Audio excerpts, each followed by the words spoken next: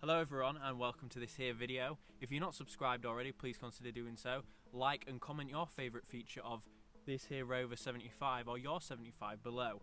Anyway, today we are on hallowed ground. We are at the first ever Rover 75 videos site, if you will. So I'm going to give you a quick update on how this thing has been going in a 2-year breakdown of what it's been like to own it. No fanciness in this video, well, except for the usual fanciness you've come to expect. So let's get right into it. So where has she been? Well, she broke down again. Now, it was just another maintenance item. You see, I can't blame the breakdowns on things that, on the car really, if it's a maintenance item. Now, the two belts that drive the aircon, the power steering and the water pump, they decided to come to pieces. Common issue with 75s, it was the crank pulley, and that had all the rubber had broken down and basically was spinning like this. I've got a Cortico or Cortec pulley put on there now, and some brand new belts and everything, and it's now all perfect. So with this car, obviously, it was a bit of a part-worn princess. So originally we had two on the front and two on the back that matched, and then it sort of got a bit skew-whiff.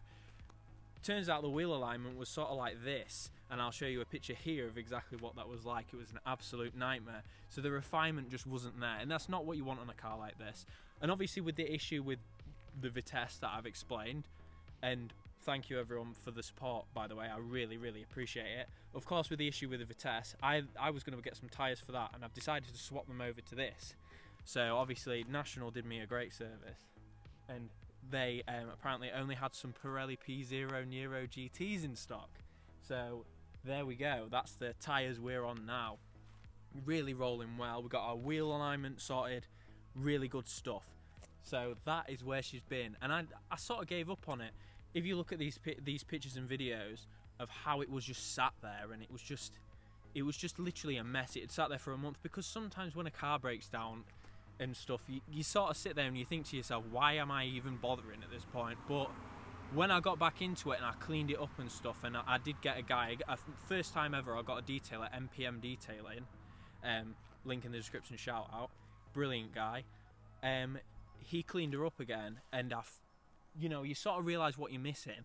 And when I got in this thing, when the belts had been replaced and we got that new crank pulley on there, I realised what I'd been missing. So I'm really sorry to the old girl for neglecting her. So it's just another one of those things really. Anyway, so I wanted to go through the 2-year breakdown of owning this wonderful car. Is it still the best budget executive car in my opinion? Yeah, of course it is. But prices are quickly climbing, so I bought this here boy for 500 quid. Shout out to Rachel for selling me the best car I've ever owned, by the way. Bought this one for 500 quid. I think it was 500, 550. Of course, she is absolutely brilliant. Prices now are climbing, so they've gone from 500 quid to 995 for like a decent-ish one in sort of the, well, you probably wouldn't get one of mine, like a pre-project drive car for that amount of money.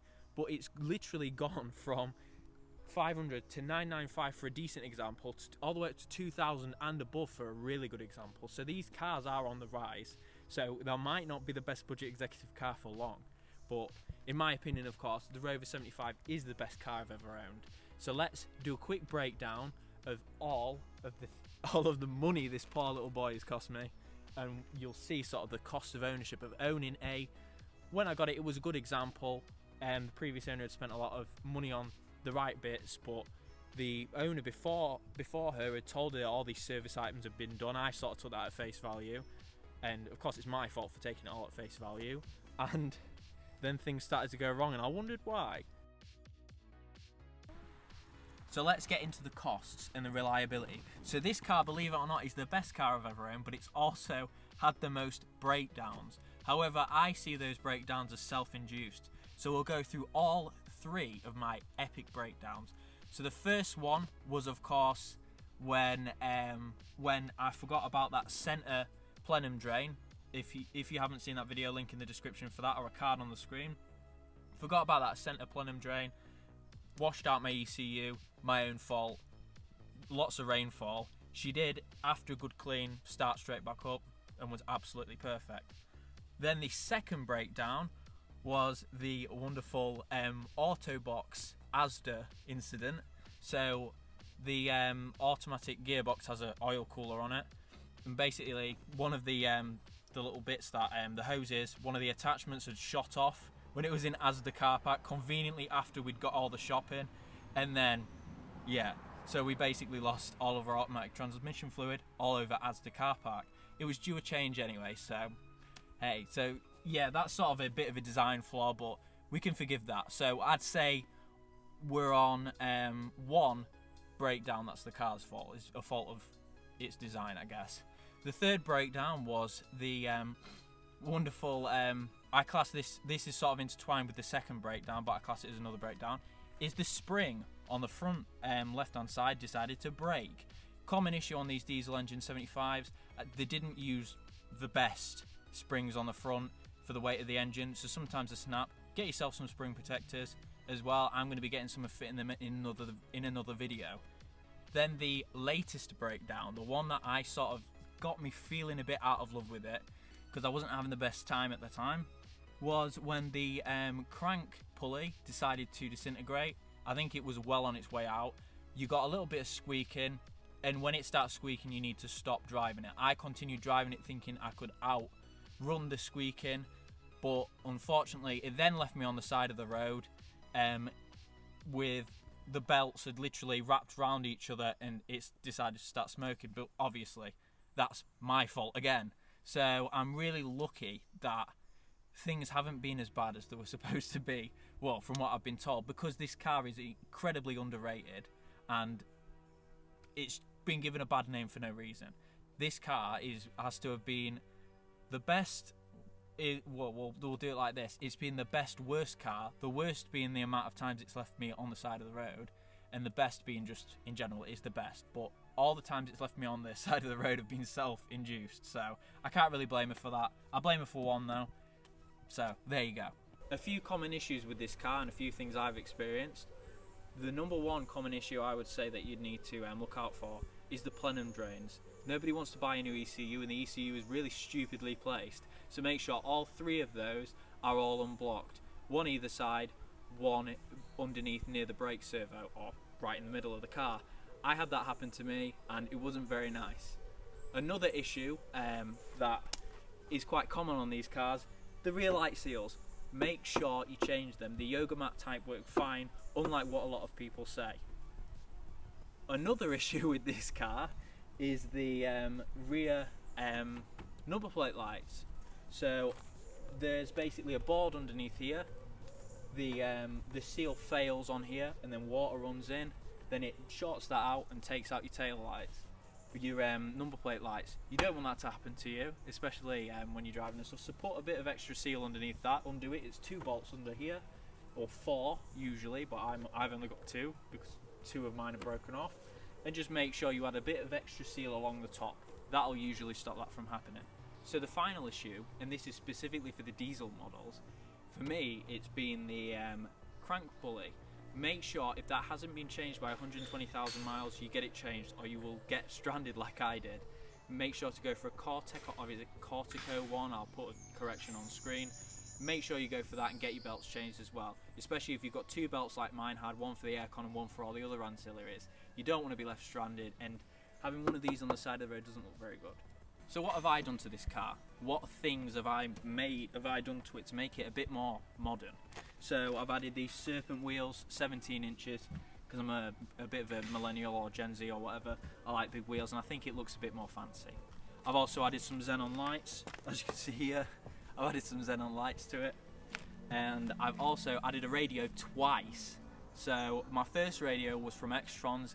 It decided to break. I paid a premium because it was from Extrons, only to find out it wasn't, well, it's one of those generic ones that some people put a badge on. But of course that is only my opinion. I can't for 100% say that is the case. So I got it's a radio from China. There's a video on that of me upgrading it, and I think that radio was amazing. I've got CarPlay, I've got all the big boy new car stuff, which some people that I know that have 19 plate cars and 14 and 15 plate cars don't even have these features that this good old Rover 75 have, so it's quite impressive.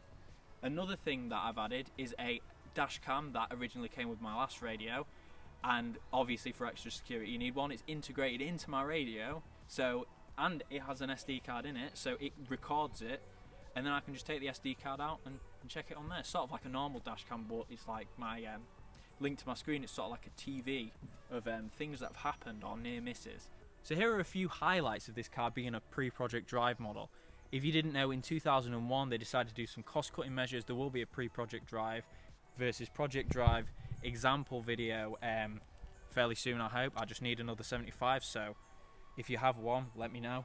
So one of the main things that I love about this car being pre-project drive is the chrome grille. I didn't actually notice that, but on this grille, all of these little bits here are chrome, whereas on normal 75s or post-project drive cars, this bit here is plastic. So that is another great feature of this car being a project drive, or a pre-project drive example. Another thing, of course, is the real wood on the dash.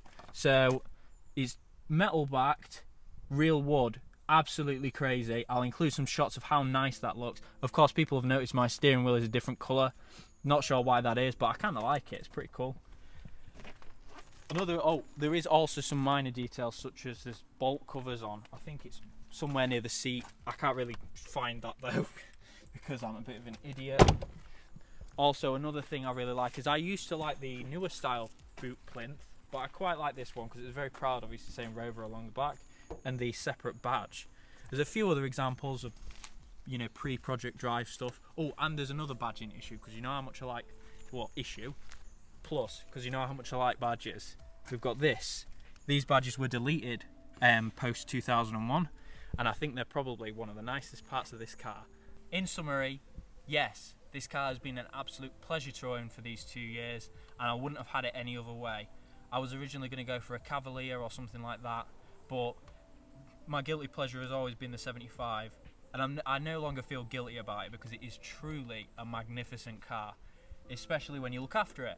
So this, of course, has been the least reliable, best car I've ever owned, and it's probably not been the most reliable because of maintenance issues, of obviously the history, not being up to date and up to scratch as much as I would have liked when I purchased it, and myself doing about 40,000 brilliant miles in it. We did a big trip around Europe in it, and it did it flawlessly. Link to that video as well in the description or a card on screen.